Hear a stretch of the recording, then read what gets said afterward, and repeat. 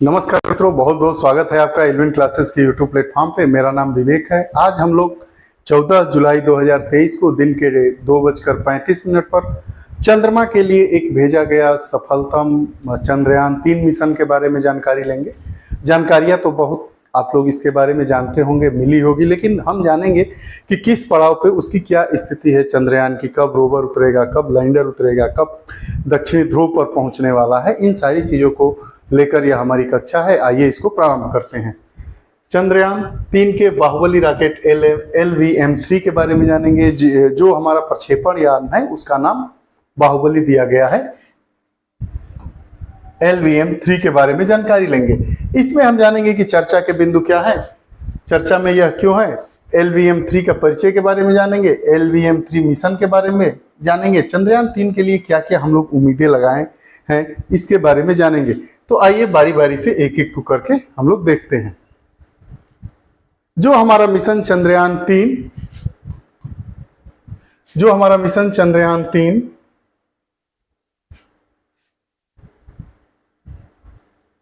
श्रीहरिकोटा आंध्र प्रदेश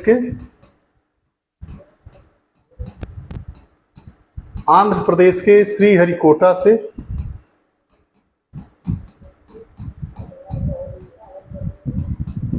14 जुलाई 2023 को दिन में 2:35 पर प्रक्षेपित किया गया है।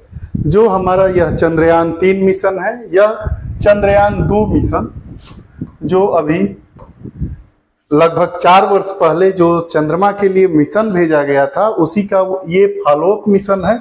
चंद्रयान-2 का फॉलोअप मिशन है यह।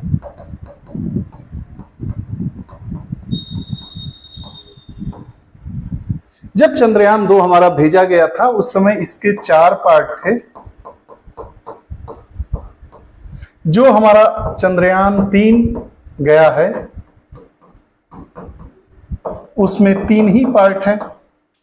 एक इसका चंद्रयान-2 मिशन का एक पार्ट जो चंद्रमा की स्थिति का पता लगाएगा, वहां पे क्या क्या एटमॉस्फेयर है, वहां पे क्या साइंटिफिक रिसर्च होने चाहिए, उन सब चीजों से जुड़ी हुई बातों को यह बताएगा। इसके एक पार्ट का उपयोग ये हमारा चंद्रयान-3 करेगा। यह फॉलोअप मिशन है। 4 वर्ष पहले भेजा गया था लेकिन यह सफल नहीं हो पाया। सफल न होना मतलब वह चांद पर, चंद्रमा पर अपनी सॉफ्ट लैंडिंग नहीं करवा पाया था। उसका मलबा मिला था। नासा, जो यूएस की अंतरिक्ष एजेंसी है नासा, उन्होंने इसके मलबे का पता लगाया था। अब यह छोड़ा गया है सतीश धवन अंतरिक्ष केंद्र से, श्रीहरिकोटा में जो अवस्थित है।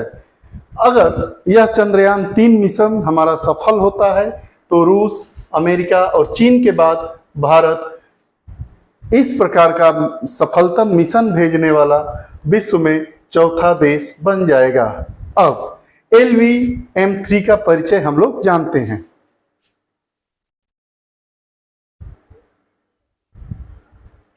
सबसे पहले जानेंगे कि ये जो जियो स्टेशनरी ऑर्बिट में भेजा गया हमारा geosynchronous satellite launch vehicle GSLV है, वो किस पीढ़ी का है।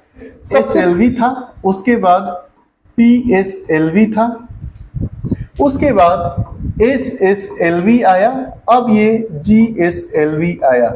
यह पूछेगा कि जो हमारा GSLV है, जियो सिंक्रोनाइज सैटेलाइट लॉन्च व्हीकल है, जियो सिंक्रोनाइज ऐसी कक्षा होती है।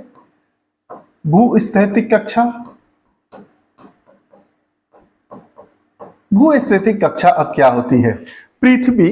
पृथ्वी के ऊपर मतलब पृथ्वी के बाहर जाने पर एक ऐसी कक्षा जहां से पृथ्वी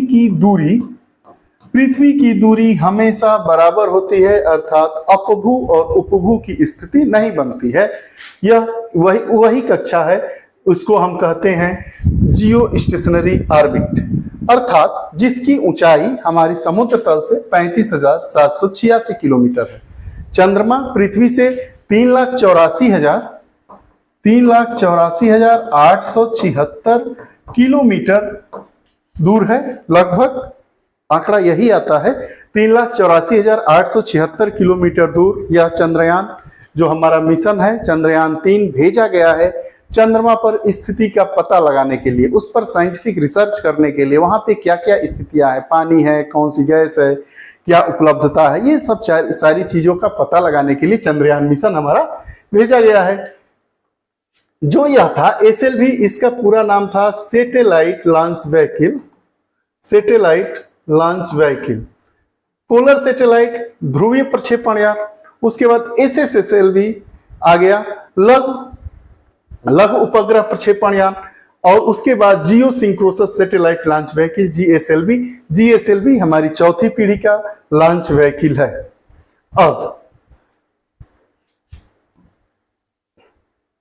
अब कम्युनिकेशन सैटेलाइट्स के लिए बना था। यह जो हमारा सैटेलाइट है कम्युनिकेशन सैटेलाइट्स के लिए इसका निर्माण किया गया था, इसको ढूंढा गया था, इसको डेवलप किया गया था। आइए अब आगे देख लीजिए है उसके बारे में बात करते हैं। तो जो हमारा व्हीकल का स्पेशलाइजेशन है उसमें इसकी हाइट है 43.5 मीटर, 43.5 मीटर ऊंचाई है इसकी। व्हीकल डायमीटर, डायमीटर मतलब उसकी परिधि 4 मीटर। हीट शील्ड मतलब पेलोड फायरिंग डायमीटर कितना है 5 मीटर है। और नंबर ऑफ स्टेजेस, इसके कितने स्टेज होंगे, कितने स्टेज में यह पहुंचेगा, तो 3 स्टेज है। और लिफ्ट ऑफ मास इसकी 640 टन इसका वेट है। अब आगे आइए देखते हैं इसका टेक्निकल मामला क्या है। यह जो हमारा लॉन्च व्हीकल है यह 43 मीटर इसकी ऊंचाई है पूरी।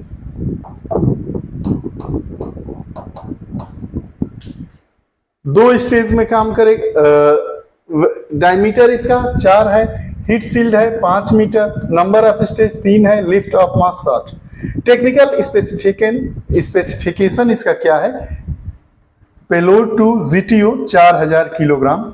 LVM-3 will be capable of placing the 4 tons class satellite of the GSAT series into geosynchronous transfer orbit। यह जो LVM-3 है उसकी क्षमता 4000 किलो ले जाने की है, जो भू-स्थैतिक कक्षा में इसको क्या करेगा, उसको ट्रांसफर कर देगा।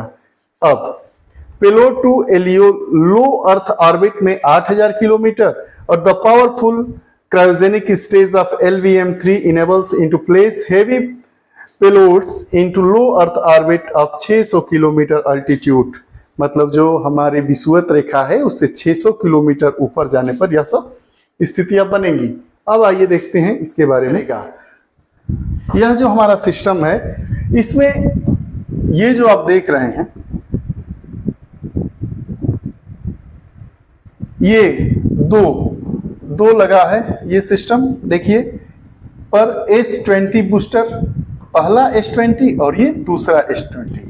अब यह जब जाएगा ऊपर GSLV MK3 तो इसमें किस चीज का प्रयोग होगा, किस ईंधन का प्रयोग होगा, हाइड्रॉक्सिल टर्मिनेटेड पॉलीब्यूटाइन। और इसमें 205 टन ये ऑक्सीजन। बताया गया कि ये 3 स्टेज में जाएगा। पहले स्टेज का जो ईंधन होगा रॉकेट के बॉडी के किनारों पर, यह मेन हमारा रॉकेट है, इसके बॉडी के किनारों पर 2 चीजें लगी हैं, ध्यान से देखिए। S200 बूस्टर पट्टी के रूप में है, ये बूस्टर पट्टी है। नीचे से प्रेशर की जरूरत होती है बहुत तेज, तो इसमें हाइड्रॉक्सिल टर्मिनेटेड पॉलीब्यूटाइन नाम का ईंधन पड़ा है 205 टन, जो यह सॉलिड ईंधन होता है। उसके बाद जब यह जाएगा यह ऊपर तो तरल ईंधन नाइट्रोजन टेट्राऑक्साइड या अनसिमेट्रिकल डाइमिथाइल हाइड्रोजन होता है, L110 या 115 टन जाएगा। उसके बाद सबसे ऊपरी वाला जो हिस्सा है, सबसे ऊपरी वाला हिस्सा है यह क्रायोजेनिक इंजन द्रवीकृत ऑक्सीजन के साथ द्रवीकृत हाइड्रोजन का उपयोग करता है, ये 28 टन इसमें होगा। तब ये मेन चीजें जाकर ऊपर चलेगी। 3 स्टेज में इसमें ईंधन का प्रयोग होगा। 3 स्टेज में, पहले में क्या जाएगा, ठोस ईंधन। पहले में हमारा ठोस ईंधन जाएगा, दूसरे में तरल जाएगा, तरल ईंधन, और जब ऊपर जाएगा तो क्रायोजेनिक। क्रायोजेनिक सबसे ज्यादा उपयोग ठोस ईंधन का होगा 205 टन, उसके बाद 110 टन, और ऊपर जाते जाते ये 28 टन ईंधन ये चला जाएगा और ये हमारा पहुंच जाएगा। अमेरिका, चीन, रूस, फ्रांस, जापान इस प्रकार के ईंधन का प्रयोग करते हैं, क्रायोजेनिक इंजन के। भारत ने क्रायोजेनिक इंजन को डेवलप करने के लिए थोड़ा सा समय लग गया, लेकिन यह क्रायोजेनिक इंजन -183 डिग्री सेल्सियस पर यह तरल अवस्था में रहता है, उस पर यह उपयोग में लाया जाता है। अब आगे देखिए,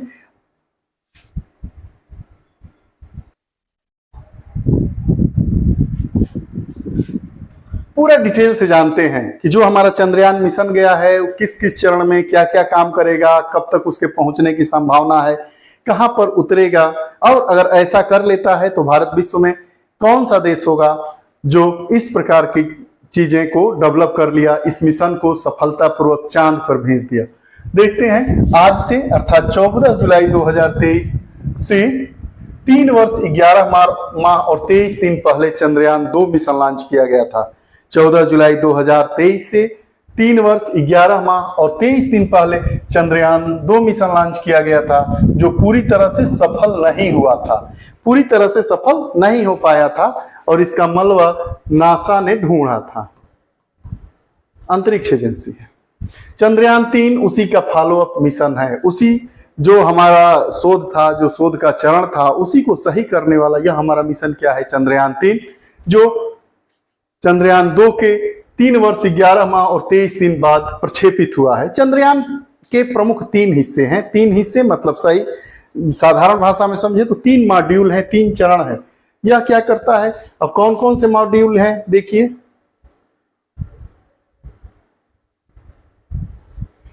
देखिए इसको समझिए। चंद्रयान 3 के 3 मॉड्यूल हैं, 3। पहला प्रोपल्सन मॉड्यूल, उड़ाने वाला, जो चीजों को उड़ा देगा, उसको हम क्या कहते हैं, प्रोपल्सन मॉड्यूल। प्रोपल्सन मॉड्यूल एक हमारा चरण हो गया, जो चीजों को उड़ाएगा। दूसरा रोवर, जानकारी जुटाने वाला तथा घूमने घुमाने वाला, वहां पे दूसरा इसका पार्ट है रोवर। यह क्या करेगा, चांद की सारी जानकारियों को हम पर सेंड करेगा, हमारे वैज्ञानिकों तक भेजेगा। और तीसरा जो हिस्सा इसका हिस्सा है लैंडर मॉड्यूल, जो लैंडर मतलब उतार देगा। अब ऑर्बिटर को चंद्रयान 2 ने ही पहुंचा दिया था, जो चंद्रमा का चक्कर काट रहा है। अब जो यह ऑर्बिटर है, यह जो भेजा गया था, इसको किसने भेज दिया था, ऑर्बिटर। अगर चंद्र पृथ्वी घूमते घूमते यहां आ गई थी, ऑर्बिटर यहां आ जाएगा। इसी ऑर्बिटर का उपयोग कौन करेगा, हमारा चंद्रयान 3 करेगा। यह जो ऑर्बिटर था वो चंद्रयान 2 ही मिशन में सफलतापूर्वक लैंडिंग कर गया हो गया था, और यह काम कर रहा है, उसी का उपयोग यह चंद्रयान 3 हमारा करेगा। तो जो चंद्रयान 2 मिशन था उसके 4 पार्ट थे, जो चंद्रयान 3 मिशन है उसके 3 पार्ट हैं। अब देखिए आगे, चंद्रयान 3 जो है उस मिशन का क्या प्रमुख उद्देश्य है।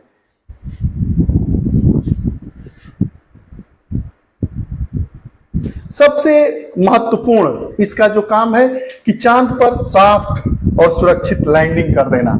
चांद के कहां लैंडिंग करेगा, दक्षिणी, चांद के दक्षिणी ध्रुव पे, चांद के दक्षिणी ध्रुव पर सॉफ्ट लैंडिंग कर दे, सुरक्षित तरीके से पहुंच जाए। यही इसी स्थिति पर हमारा चंद्रयान 2 कामयाब नहीं हुआ था, उसकी सॉफ्ट लैंडिंग नहीं हो पाई थी।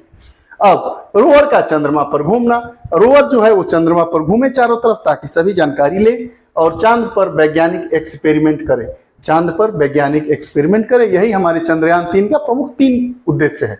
अब हमारा जो चंद्रयान 3 मिशन है वो कहां कहां पहुंचा है, इसके बारे में देखेंगे। लॉन्चिंग के 16 मिनट बाद हमारा 2:35 पे लॉन्च हुआ था, 2:35 पे लॉन्च हुआ था। 16 मिनट बाद मतलब 2:51 पर भू-स्थैतिक कक्षा में पहुंच गया। भू-स्थैतिक कक्षा क्या होती है, ऐसी कक्षा जहां से पृथ्वी की दूरी सदैव समान रहती है। अगले पड़ाव पर यह धीरे धीरे जब पहुंच गया तो अगले पड़ाव पर धीरे धीरे अपना एरिया बढ़ाता चला जाएगा। जैसे मान लीजिए कि ये इस पड़ाव पे इसका एरिया इतना था, और जैसे जैसे इसका पड़ाव बढ़ता जाएगा इसका एरिया ऐसे ही बढ़ता चला जाएगा। इसी की बात ये कर रहा है। आगे अगले पड़ाव पर यह स्पेस क्राफ्ट ऑर्बिट ट्रांसफर करेगा और 6 दिन तक चंद्रमा का चक्कर काटेगा। अगले पड़ाव पर यह जो स्पेसक्राफ्ट है वो ऑर्बिट को क्या कर देगा, ट्रांसफर कर देगा, और यह चंद्रमा का 6 दिन तक चक्कर काटेगा। आगे उसके अगले पड़ाव पर यह क्या करेगा, अगले पड़ाव पर यह पृथ्वी की कक्षा से निकलकर चंद्रमा की कक्षा में आ जाएगा। पहले गया, उसके बाद चक्कर काटेगा, उसके बाद कहां आ जाएगा, पृथ्वी की कक्षा से निकलकर सीधे चांद की कक्षा में आ जाएगा, चंद्रमा की कक्षा में आ जाएगा। और अगले पड़ाव में 13 दिन तक यान चंद्रमा का चक्कर लगाएगा। 16 दिन, 6 दिन और 13 दिन, 19 दिन का चक्कर। जैसे ही चंद्रमा के बाहरी सतह से 100 किलोमीटर की परिधि में आएगा, प्रोपल्सन से लैंडर अलग हो जाएगा। जो पहला हमारा स्टेज था प्रोपल्सन मॉड्यूल, उससे या क्या हो जाएगा, जैसे ही ये मान लीजिए कि चंद्रमा है, चंद्रमा से 100 किलोमीटर की परिधि पे आएगा, यहीं पे हमारा लैंडर और प्रोपल्सन दोनों अलग हो जाएगा। अब जैसे ही वो अलग हो जाएगा हमारा लैंडर, वो धीरे धीरे अपनी रफ्तार को बढ़ा देगा और लगभग 40 से 42 दिन बाद अर्थात 23 या 24 अगस्त को लैंडर और रोवर चांद के साउथ पोल पर पहुंच जाएंगे। रोवर 14 दिन तक चंद्रमा की सतह पर एक्सपेरिमेंट करेगा और हमारा मिशन सफल हो जाएगा। कितने दिन तक एक्सपेरिमेंट करेगा, 14 दिन तक एक्सपेरिमेंट करेगा चंद्रमा की सतह पर, और हमारा मिशन चंद्रयान 3 सफल हो जाएगा। अगर यह मिशन हमारा सफलतापूर्वक सफल हो जाएगा तो भारत विश्व का चौथा ऐसा देश होगा जो इस प्रकार के मिशन में सफल रहेगा। इसके पहले यह मिशन अमेरिका, रूस और चीन के द्वारा सफलतापूर्वक हो गया है। भारत ऐसा करने वाला चौथा देश होगा। यह रही बात चंद्रयान से जुड़ी। चंद्रयान में कितने स्टेज थे, इसमें मतलब स्टेप 3 स्टेप था। पिछला बार जो चंद्रयान गया था चंद्रयान 2, उसमें 4 स्टेप थे। उसका जो एक स्टेप था उसी का काम, उसी को लेकर यह अपना काम करेगा हमारा चंद्रयान 3। आपको यह जानकारी कैसी लगी? अगर आपको यह हमारी जानकारी चंद्रयान 3 मिशन से जुड़ी हुई जानकारी आपको अगर अच्छी लगती है तो कृपया कमेंट सेक्शन में जाकर अपने सुझाव दें, वही हमारा मनोबल बढ़ाता है। फिर ऐसी कक्षाओं के साथ पुनः उपस्थित होंगे, तब तक के लिए बहुत बहुत धन्यवाद।